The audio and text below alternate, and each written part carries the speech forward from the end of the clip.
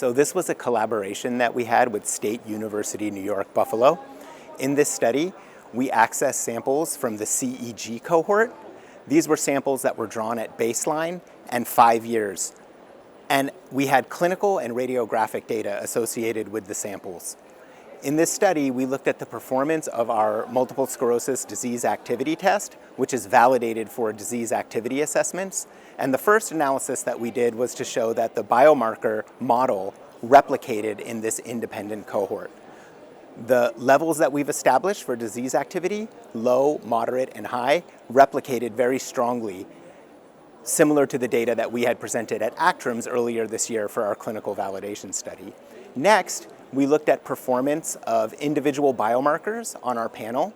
There are 18 biomarkers on the MSDA panel, and we looked at their association with endpoints of progression.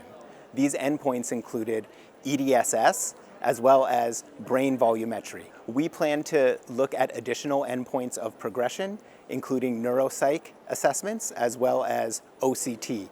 There's also an opportunity for us to build upon the univariate findings that we're presenting at the conference and build multivariate models that are specific for progression, much like the MSDA test algorithm is specific for disease activity.